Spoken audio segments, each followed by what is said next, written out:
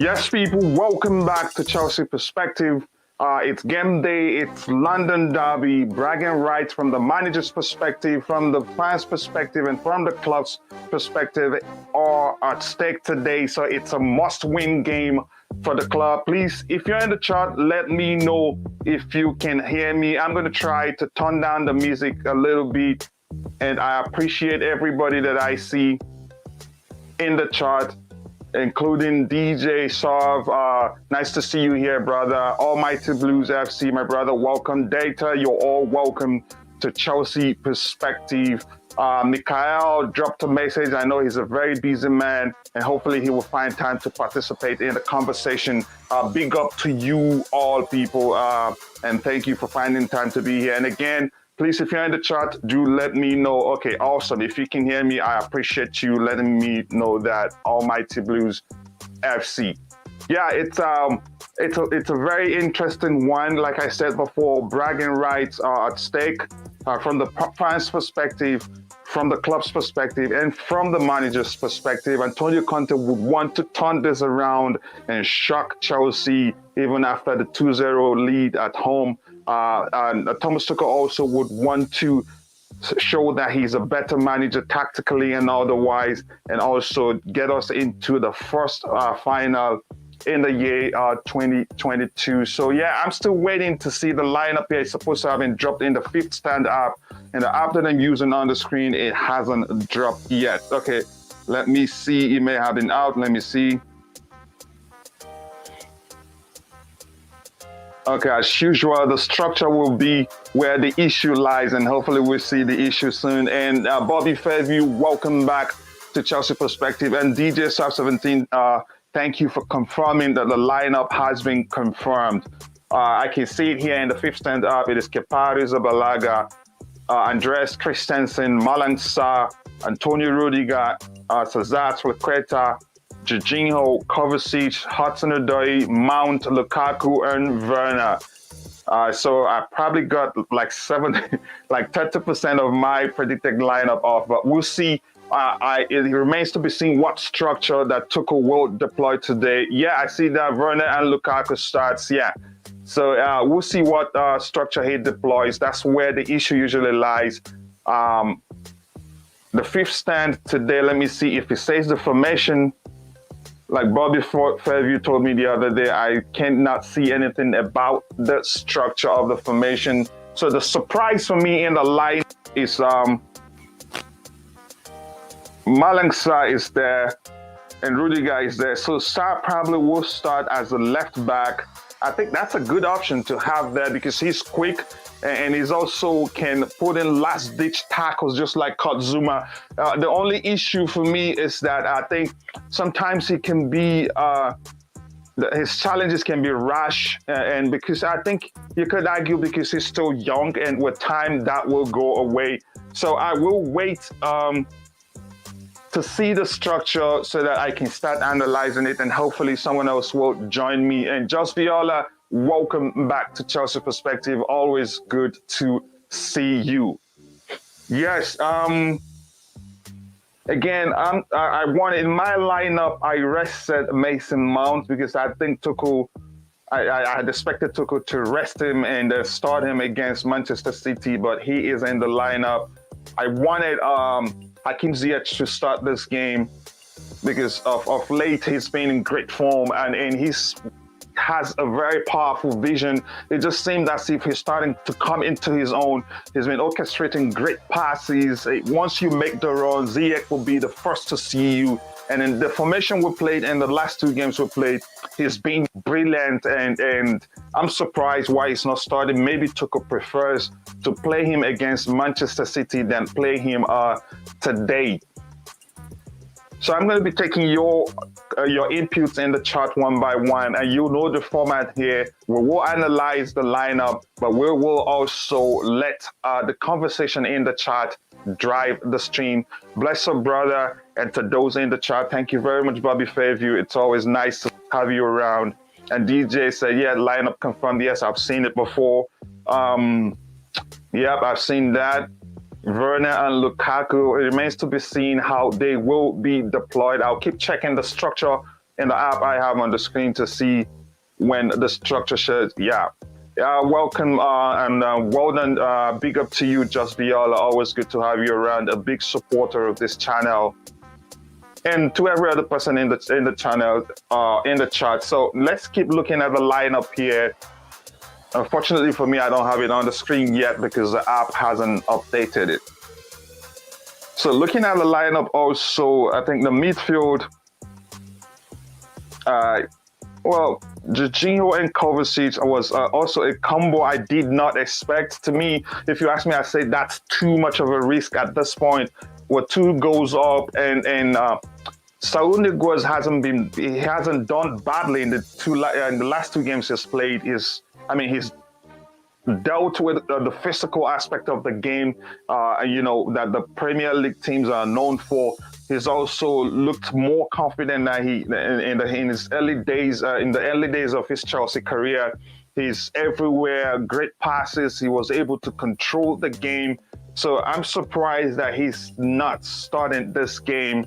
Yeah, Lisole, welcome to the chat. Always to see you. I've always argued that you're secretly a Chelsea fan, but we will find out someday. So I'm going to keep refreshing this until I see the structure somewhere. And if you've seen the structure of the lineup somewhere, please do let me know. So I'm going to be taking talking about the players one by one. I'll start with Romelu Lukaku. The games he's played for us, except for the last one, after the interview, I think it affected his performance somewhat, if you ask me. But before that game, before the interview came out, the 2 games he played before that that interview was leaked or released, if you prefer.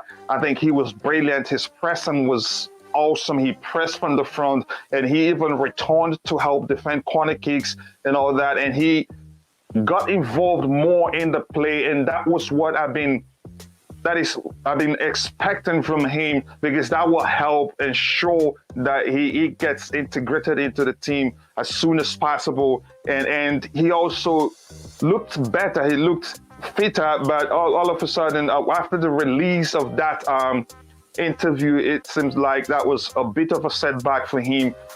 He wasn't really the Lukaku we saw in the last 2 games before that interview was released. Looks like 3-4-3, possibly if it's 3-4-3, that which means Malang Sarr will be playing as a left wing back man there. But we'll see. I trust this guy. So the moment I see the structure on the screen here, I think that's pretty much what I think it will be. So I will keep taking your comments. And coming to Werner, the last game, he made a substitute appearance. He looked very sharp, most especially when he got the ball. He was able to keep it between his feet. He didn't lose it. I'm usually concerned about his poor touches that has led to him losing the ball to opponents in decisive positions. But that didn't happen that day. His ball control looked better. He looked fitter. He was quick thinking, especially when he cut back in from the right-hand side and had that shot that I believe the Tottenham goalkeeper did not see. So I'm not surprised that Werner is starting this game, because he looked very fit and ready to go the last time he made an appearance, although a substitute appearance, but that's by the way. So these guys, they've shown the lineup, but the structure isn't there yet, and that's usually difficult when it's a cup game. Now, for Malang Sarr as a left wing back man, if that's the case, I think for me, it's a bit of a concern for me. Maybe Tuchel is trying to, be defensively cautious and not. Yeah, pretty close, but not really close. So, like as I was saying, I'll come back to your comment. So if really Malang Sarr starts as a left wing back guy there, I think, which means Tuchel is concerned about the defensive solidity. So he wants to stack up the defenders, because to me, playing Malang Sarr as a left wing back man there, it doesn't really make sense to me. Attacking wise, I don't know what he will do and how he will contribute to the team, but it remains to be seen where he's deployed proper. Bobby Fairview says, Coach, you were still pretty close. You only got 2 selections wrong. Yeah, to me, that's big because I usually like to do my predicted lineup even before the presser. It takes some research. You follow the training, you look at the training photos, see who trained, and look at the conditions of the player who just returned from injury, whether Thomas Tuchel would risk starting that player or not. I do consider all those things, but I'm surprised Malang Sarr is starting over Marcos Alonso. And let me see if Marcos Alonso is on the bench. He is on the bench. I don't know. Maybe Thomas Tuchel prefers to play him against Manchester City, so he doesn't want to risk him today. Because you could argue Marcos Alonso in the last 2 games he's played, even 3-4 games he's played, he's not been bad. He's played quite well. Or maybe some argue because the system masked his deficiencies, so we were not able to see him falter during games. Sarr is left centre back with Cho at left wing back, Azpi right wing back in a 3-4-3 formation. That may be the case.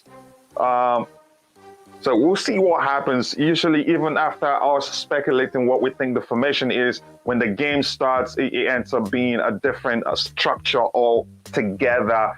So for me, here's my argument here.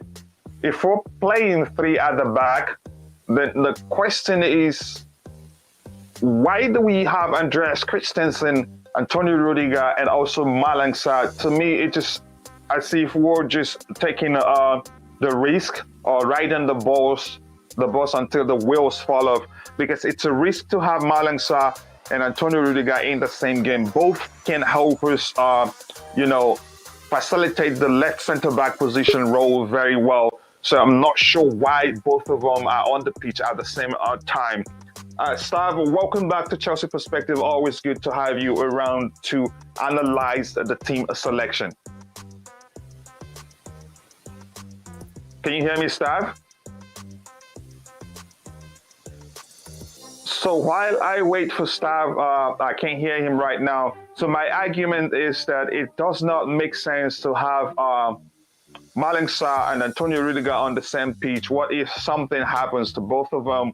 Then we will be really, really thin in that area. We may not have, there's no other person in the lineup except for, what's his name? Lewis Hall, who played in that position last time, but he's still young. So I don't think it's worth the risk to start Antonio Rudiger and Malang Sarr at the same time. Maybe the structure will show us something different. I'm not sure yet, but still, it is a risk.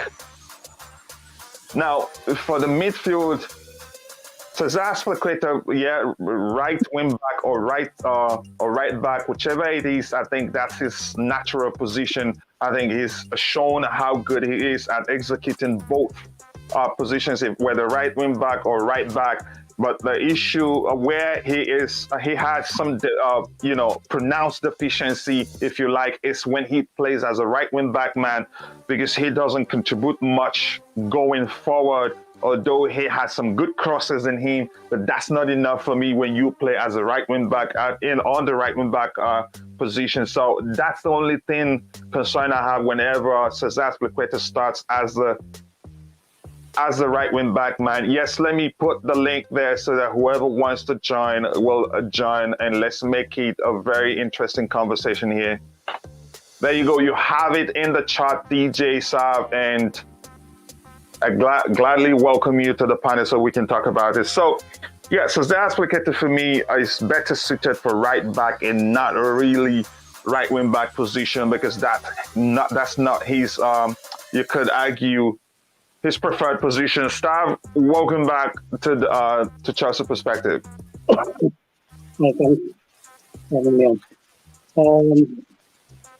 Your my input. Sorry, can you hear me? Sorry, I can barely hear you. Can you hear me? Yes, I can hear you now. Okay.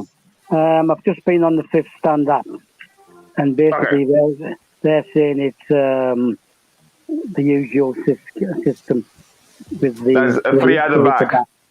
Yeah, but I have my doubts. Because last week, if you remember, people were saying that it was the 4-2-2-2. But in an interview, Tuchel stated that it was, when we're in possession, it's a 4-4-2, this possession. I think, for me, it makes more sense to go 4-4-2 because they're going to be, they can't be as bad as they were last week, and they're at home, so they're going to have to come out. They're going to have to come out. So I think that it's best to have... Yeah, they have no option than to come out and try to get goals, and that will open them up really, really good. So you're thinking it's a 4-4-2? Is that what you think, or you think it will be a three at the back? In possession. In possession, it will be 4-4-2. Yeah, and I think what will happen is Callum and Mason will push forward when we've got possession to get in behind the two strikers, and then the other two will sit. Although obviously Cover can drive forward as well. As usual, it's difficult to judge him. Like I said, Fifth Stand is saying 3 at the back, but I think that could be dangerous. Although they're missing some, so that might weaken them a bit. But I think start off with a 4 at the back, soak it up, take their life out of them, and then try and hit them. And that's the way I'd go. But he did say... Okay, here's my question here. If we're playing 3 at the back, if you look at the lineup here, we have Malang Sarr in the lineup. We have Malang Sarr, we have Antonio Rudiger, we have Cezar Azpillicueta, we have Andreas Christensen. So if we say 3 at the back, can you help me out? What's the structure going to be like? Who's going to stay where? Well, it's going to be Callum left wing back, and then Cezar right wing back. So I just don't, that structure then, I don't know. Because we're away, sometimes when we're away, I understand trying to be more solid. But we've got to try and suck them in and then hit them quickly. So we're going to have to absorb some pressure early on. But I can't work out who's going to sit in the middle. Yeah, that's the thing. It's difficult to work out who stays where. The structure is usually, again, I'm beginning to sound like a broken record here. Whenever it's a cup game, it's usually very, very difficult to tell who starts where. And that seems to be the case at this point. Because look at how many defenders we have here. And for me, it doesn't look like, it just looks as if Tuchel is, he's paying more attention to the defensive aspect of the game so that these guys don't get go. It's important to have a solid defense, knowing that Tottenham will be all out to get goals. But that, like you said before, that gives us an opportunity, to attack them. You get my point now. So it doesn't make sense that we have how many defenders? Andreas Christensen, Antonio Rudiger, Cezar Azpillicueta, Malang Sarr. 4 of them, so it's difficult to figure out the structure here. Who stays, that's where I'm confused. But what about the midfield? What do you think? What do you think, Stav? What do you think? What do you think will be the structure of the midfield? Well, I just think that if we're going to go 4-4-2, then you're going to have the usual 2 sitting, but with Kovacic having a bit more freedom. My main concern is if we went 4-3-3, that they're going to target Jorginho. He's not going to have time on the ball, and it looks like quite a big pitch. So he's going to get floundering. I think we need to start off solid, drag them in towards us, and then hit them when we can. But you're looking at Mason on the right, Callum on the left, obviously, and then you're looking at those 2 to get the ball forward or get down the line and get crosses in. Otherwise, I think he wouldn't have played with Castle. He would have played Havertz. Werner. Okay, understood. Now, it's still very difficult to really say what the structure is going to be like. Even these guys that I'm using the app, they're also confused. They're really not sure what the structure is. As you can see, they just put out the lineup straight up. They're not sure what it will be because they've gotten it wrong a few, on occasions. So it doesn't make sense to say this is what it's going to be, and it ends up being a different formation. Now let's go further forward. Let's call it the front three, if you like. What do you think the structure will be up there? Because we have Mason Mount, Timo Werner, and Romelu Lukaku. What do you think the structure will be like up there? You see, the thing is, we need to find a way of getting Lukaku firing, right? Also Werner. Werner thrives playing off a bigger man. And I think that's why I think it's 4-4-6.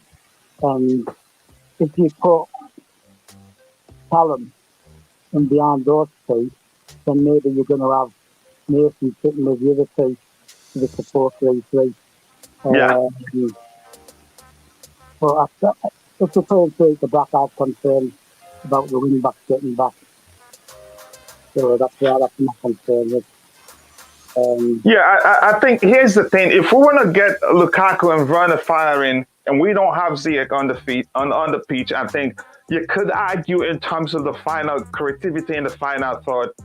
Yes, he's not the most skillful in terms of taking on players and dribbling them, but his vision. If you make that move, Ziyech will most definitely be the first to see you, and he finds you. And usually, when his passes don't get to the intended destination or teammate, usually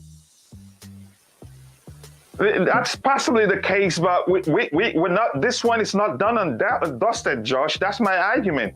This is a big game. This is the London derby, if you ask me. But that's, by the way, coming back to you, Stav.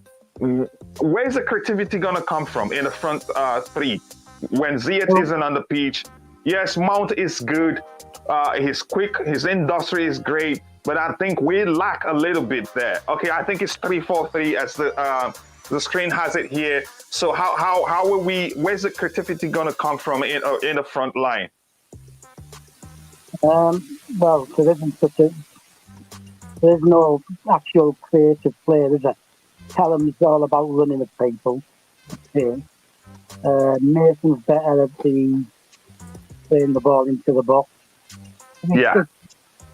I think what he's done is he's basically trying to win 2 games. Trying to win tonight and at the weekend. But I also think that he will use all 5 substitutes. The game's going okay. He will use all 5 subs.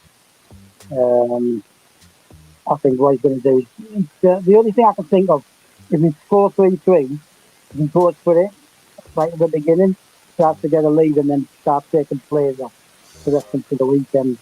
It's difficult. I mean, Mason in theory is actually a midfielder. He's an attacking mid. So I don't know if he's looking for him to create the long range ball. If we have Silver in defence, then you could look for Silver to play the ball forward. To the long ball from that. I just don't think.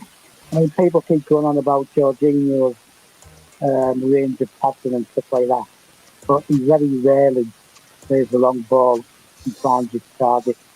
Very rarely. So it's not going to come from him, is it?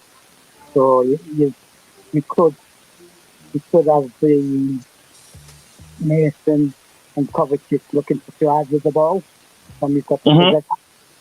So from the midfield. So I don't know. It is. Okay, let's digress. Let's digress a little bit right now. Yeah. If you ask me, I'd say he's probably planning on deploying the 4-4-2 formation against Manchester City, given how effective it's been in the last 2 games or so. At least, most especially the last game we played, that formation was effective for us.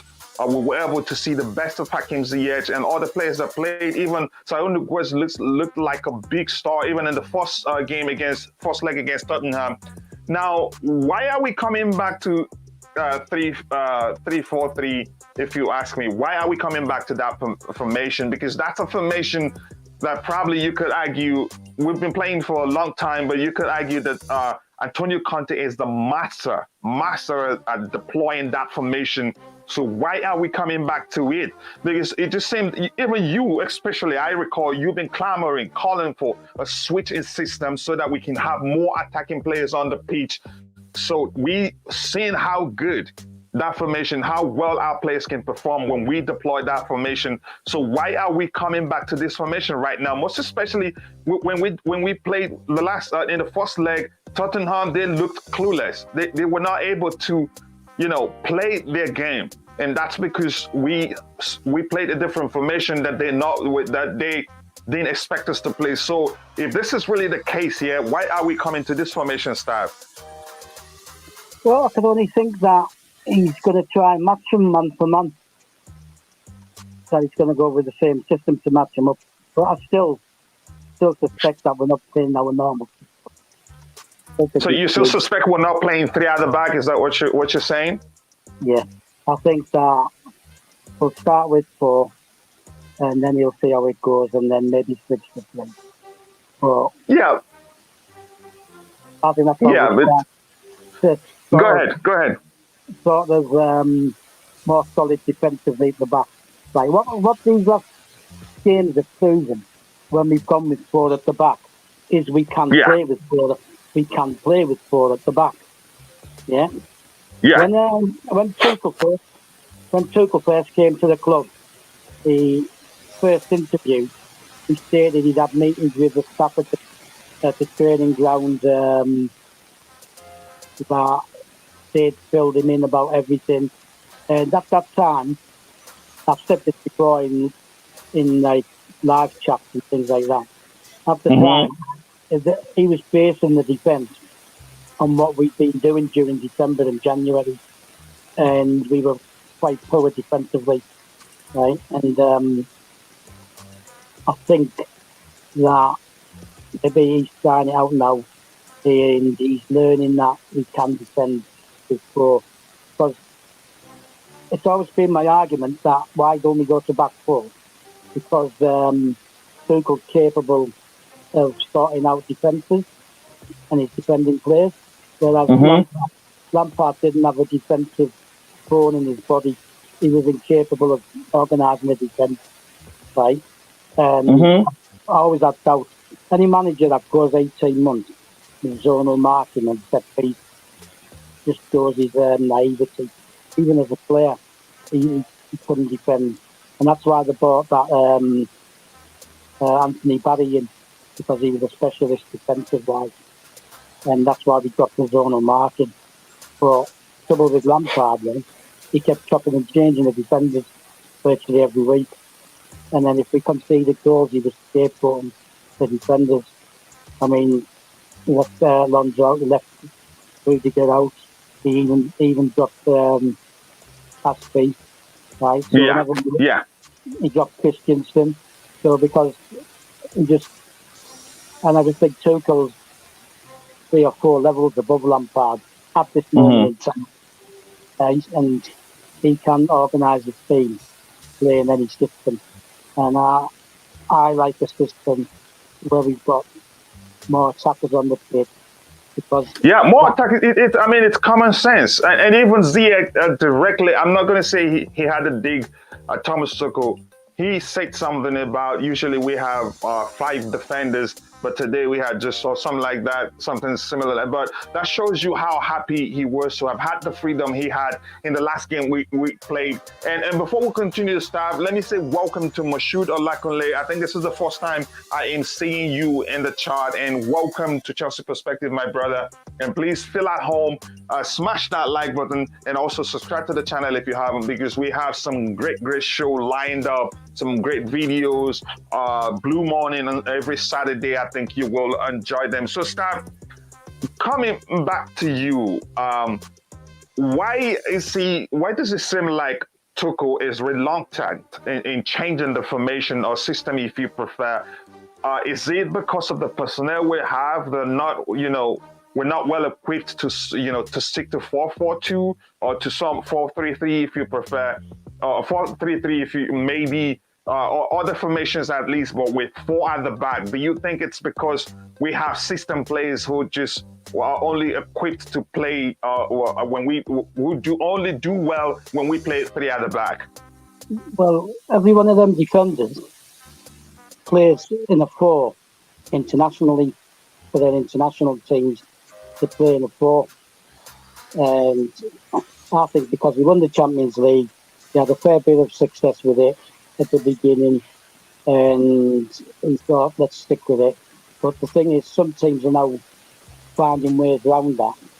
And the system, my problem with the system is that it's about soaking up the pressure and counter-attacking to the 3 men at the front, three at the front. But they're all playing centrally. So if your wing-backs are not on form, you've got no width. So it's easy to pick them up in the middle. So we're playing lots of silly little triangles in the middle of down the edge of the box. And that's why we don't get through. But when Ziyech or Callum were drifting out wide, or even Pulisic, they were taking defenders with them, which allowed Chilwell and Reece to get inside, to be inverted from wing back. For them to exploit. If you look, a lot of the goals came from them by going centrally and being in the centre of the pitch. And to do that anyway, we don't really have anyone who's going to take anyone on and go past them to the bar line. So, and if you're looking at the attacking talent, you're talking between 300 and 400 million of attacking talent. And if you're not using that talent, you're not really testing the opposition. They can just sit deep and just soak it all up, and then hit us on the counter. And if you've got just Jorginho sitting back on his own, we saw what happened against Man United, right? He was tested, and we just left ourselves open. I'd like to just see us be more flexible, even mid-game. I mean, when we had Mourinho in his heyday, he would take a defender off if we were losing, put a forward on, or an attacking midfielder, and as soon as we got level or in the lead, he put another defender back there. So you would say Wayne Bridge and take him off and put William Gallas there and things like that. So, but we need to be flexible, and teams are starting to understand the way we play. And if we don't give them threats, that's the point. That's the point. If we're stuck with if we're just going by three at the back, I mean, then we become rigid, and teams will eventually figure out how. Then they have already found a way to stifle our approach to the game, and we've struggled in some games where it just seemed as our players, they were startled by how the opposition pressed us, because they knew the passing lanes to a letter, to a T. So we struggled, especially Man City is a prime example. That game, Premier League game, where they beat us 1-0, it just seemed as if, like I've said this before, like a million times, they started preparing to play against us the moment they lost the Champions League to us in Porto. And during that game, they were so decisive, so calculated, so strategic in their pressing. It was as if they knew the passing lanes of each of our player on that day, and we struggled to play. So you made a great point there. I don't think it makes sense to just not be flexible with the system or formation, if you prefer, because people will figure us out. Because before you know, there's a pattern to the way you play. And other managers are smart enough to say, okay, if this guy has the ball, look at who's going to open up next. Look at the passing lane that he is going to try to use. And in most cases, you find our players going back because oppositions, they cut out the passing lane. So go ahead, Steve. Well, the thing is that you've got to give the opposition problems as well. You have to attack them right? And you have to do it in numbers sometimes when they're sitting back. And you have to do it with some width and spread their play, right? But that system allows teams to come at you when they want to, especially the better quality teams, because we're not like causing problems for them. We're not causing problems because they've got 5 people sitting in defence, right? 6, 7, whatever, and you've only got three players trying to bypass all that, and then you've got to have the wing backs going forward. But our wing backs, even Reece and Chilwell, right? They cut in. When they get to the final third of the pitch, they tend to cut inside. It was the same with Pedro. It was the same with William. When we had them, they all used to cut in. They rarely went down the line and got to the byline, right? And that's the difference with when we had Eden Hazard. He could cut in, he could go down the line, right, and take people on and cross. He wasn't greedy, Eden Hazard, right? And he could play wide, and he could play coming in, he could play up through the middle, right? He had everything. But we don't have that. We have it, but we don't use it because of the system, because the system's designed to soak up the pressure, play the ball out from the back quickly, get it forwards to whether it's Cover or Kante, and they get it to the 3. And then whichever ball, Kante or whatever, goes in support. But it all becomes central and it all becomes crowded.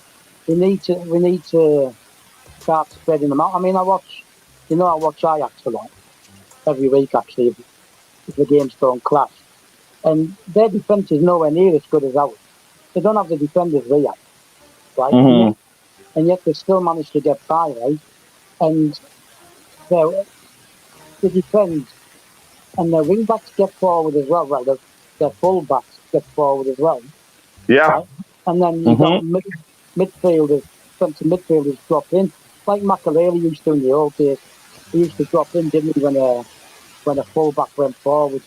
So you need dead play, and we don't do that. It's all designed to either get the ball in behind, like we did at Liverpool, right, when Kante got the ball in behind last season and beat them 1-0, right? Or you try and move forward quickly. The same thing like the goal in the Champions League. Man City were pushing up. We played, 3 passes, one from Mendy, 2 to Chilwell, 2 to Mason, and in behind for Havertz to get in behind with Werner drifting out. Now let's go back to this. Yeah, great input right there. Let's go back to this, and that's why I have this comment by Bobby Fairview on the screen. Rudiger is going to be in the middle of the defense, and if you look at the structure here, let me share it again. It just seemed as if here I think this will be bigger. They're suggesting that Sarr will be in the middle. I don't think so. What do you think? The back 3 there, do you think Sarr will be the one in the middle? No. I don't think so. He can't. It's got to be someone who can win. It's got to be someone who can win the ball, who's got strength. But the problem is, if you play Rudiger in the middle, he's got to stay there. He can't just go running up the pitch like he does when he plays on the left-hand side, right? So that's the other problem. So he's got to be disciplined if he's going to play in the middle. To lead the back line.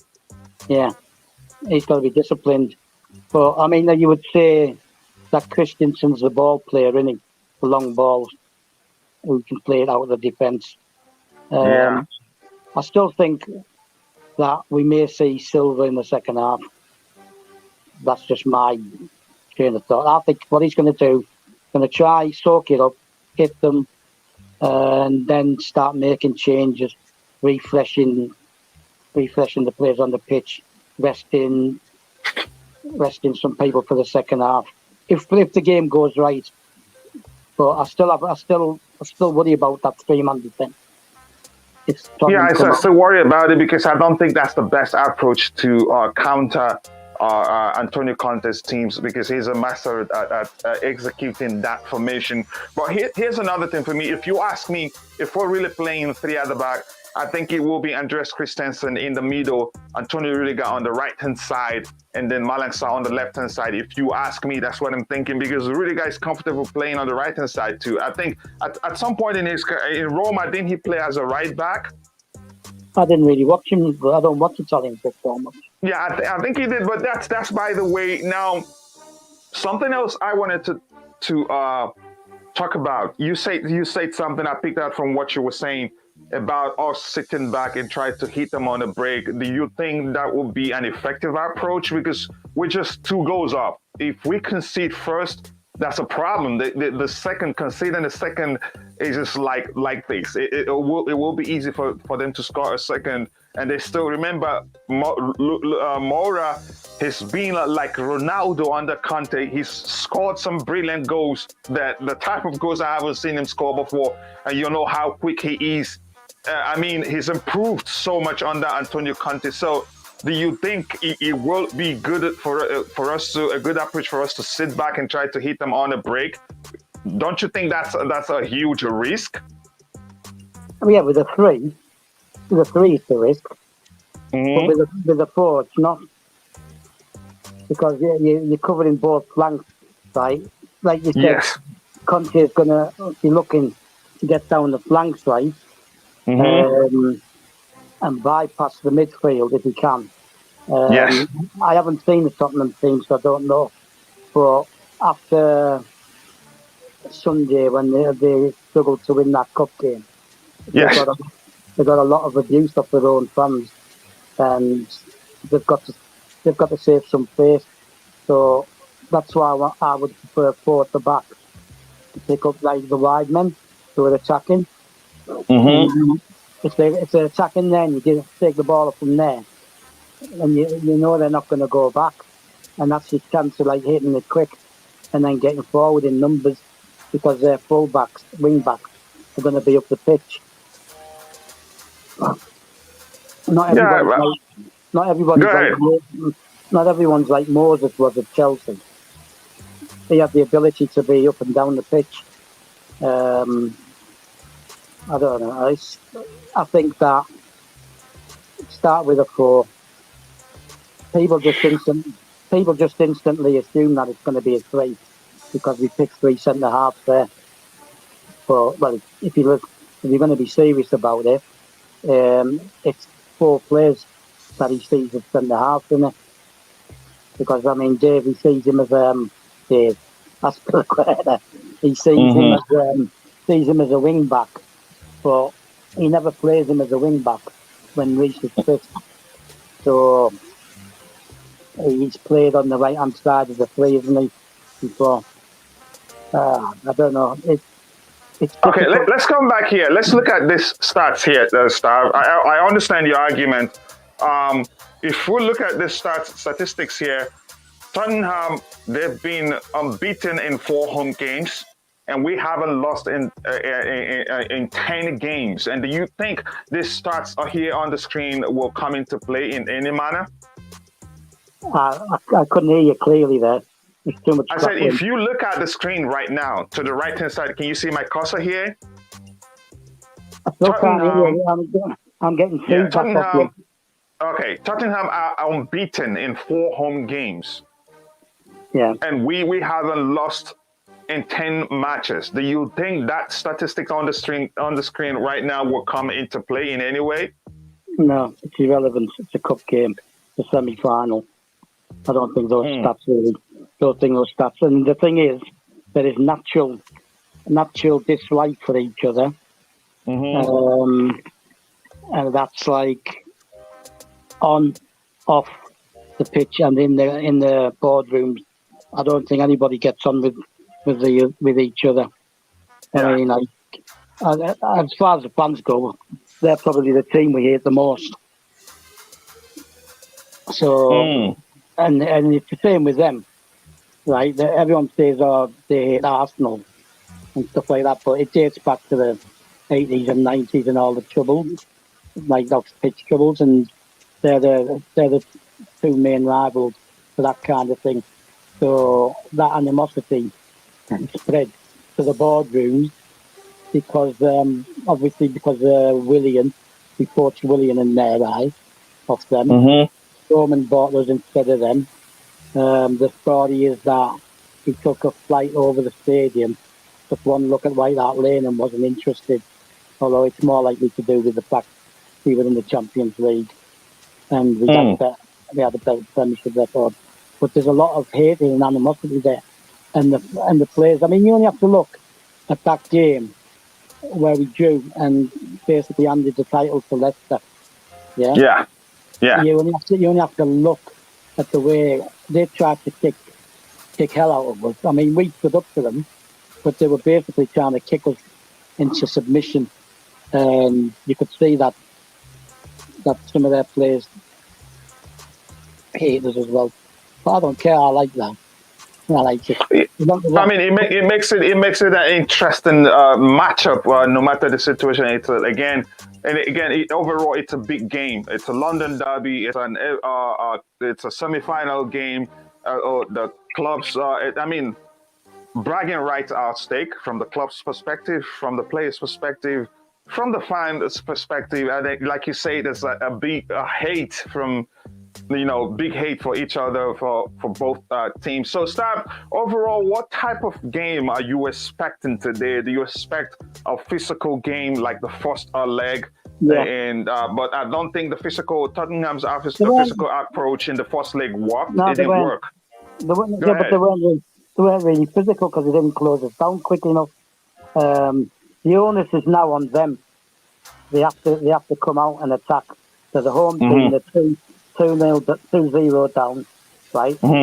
It's all the onus is on them, which is maybe what Tuchel is thinking if he's going to go straight to the back and keep the system, right? He might be thinking that, but yeah, it's got to the stage now where you don't know what he's thinking.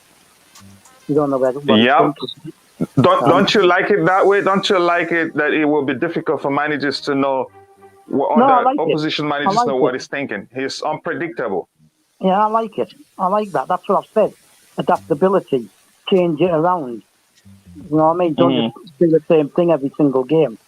Because that allows you... I mean, you think about it, right? There's a possibility you could play, for example, let's say Man City, Liverpool, and Man United, wasn't it, in the Champions League, right? Yeah. There's a possibility you could get them, yeah? So you're going to play them in the knockout stage. If you get one of them, you're playing them twice there, right? Then you're playing them twice in the league, right? And then you could get them in both the domestic cups. That's happened before, right? And you're playing each other six times, right? And you cannot play the same system over and over against somebody like Conte or Pep. You could get away with it with Ole Gunnar Solskjaer, right? And you can't do that with Klopp either. You had to bring Solskjaer into it. No, well, that's what I'm saying is, right, we couldn't even beat them, right, with the system that we had. And they had an idiot for a manager. He was just everybody's friend, wasn't he? He played for the club and everything. He had no adaptability. And yet we still couldn't beat them because they at least knew how to stop us from scoring. So you need to adapt yourself and give them problems and things to think about. But we don't. Sometimes there's some games where we don't kill off teams, and they know they just sit deep in numbers, and then they know they look to get the ball forward. And when we push them forward for corners, free kicks, and things like that, and then you're leaving one man back, that's where if you don't score from that corner or the free kick, you're in trouble because the ball goes forward quickly. Like you look at the Jorginho one against Man United last season, or the season before, Arsenal scored against us from a breakaway goal 2 seasons ago under Lampard, and we only had Kante sitting back that time. So it does happen if they hit us quickly in set pieces, if we don't win that ball, which makes the corners even more important, you've got to get that ball in the right positions. Otherwise, you get caught up the pitch, because we always send every player up the pitch like the big guys, who are usually the defenders. And we've been caught out a few times. And that's what teams do. They'll sit and soak and soak and soak. They'll crowd out the middle of the pitch, right? The more narrow you play, the easier it is for the opposition. So we need to be spreading it occasionally, opening it up. And I think we need to. Yeah. The system was reliant on the wing backs, but we have wing backs who like to cut in. We've always had that. Hazard is the only one who would stay wide. Okay, start on a final note. What do you think the outcome of the game will be? And if you guess it right, I will donate $50 to your favorite charity organization. 3-1 to Chelsea. 3-1 Chelsea. So I'm going to say 2-1 to Chelsea. And if I get it correctly, I will do the same. And it's been a brilliant show and stuff. I appreciate you finding time to join me on the panel. It's been a great discussion, and your experience in football, that's why one of the reasons why I always like to have you around. And thank you to everybody in the chat. Bobby Fairview, Just Viola, Steve Chelsea, Foxy, this is your first time here, and if you haven't, please smash that like button. Subscribe to the channel if you haven't, and do not forget to click on the bell notification button so that you will be notified whenever we are online. And also we had Mashoud Olakunle, you're welcome to Chelsea Perspective. We had Josh, my brother, fellow American. I appreciate you always finding time to contribute. We also had CFC Jam. Thank you, brother, for finding time to drop a word or two in the chat. I appreciate that. And also every other person, Lee Sule, also a Manchester United fan who I argue is secretly a Chelsea fan. It's been a brilliant show, and I appreciate you all finding the time to join us here. And from me and my friend and brother staff, we say goodbye. See you all in the next show.